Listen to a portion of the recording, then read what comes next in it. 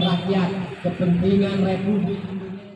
Aksi demo Jilid 2 yang berlangsung di depan gedung Bea Cukai Langsa yang dilakukan oleh puluhan massa aksi yang tergabung dalam Aliansi Elemen Sipil Menggugat atau AESM rusuh nyaris ricuh.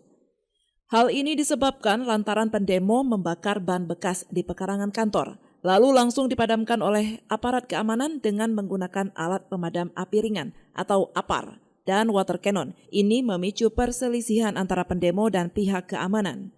Dalam unjuk rasa tersebut, mereka mengancam dugaan adanya tangkap lepas pelaku sindikat rokok ilegal yang kini rokok tersebut beredar luas di Kota Langsa.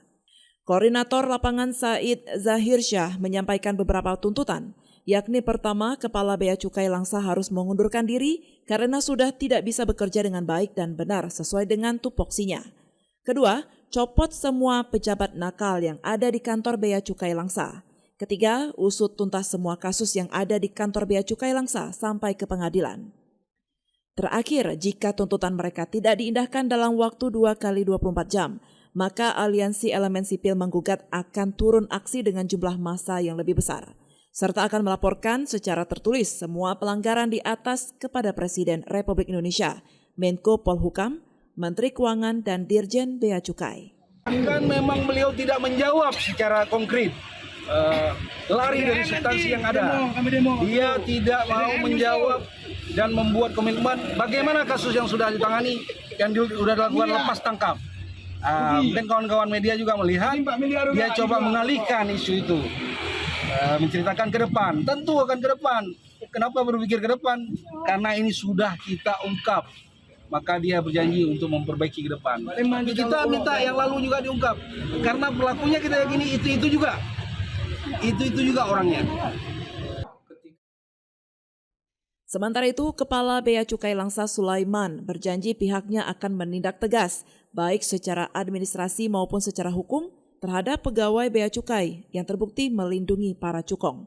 Sedangkan tudingan yang dialamatkan kepadanya tentang tangkap lepas pelaku rokok ilegal di Bea Cukai Langsa tidak benar adanya.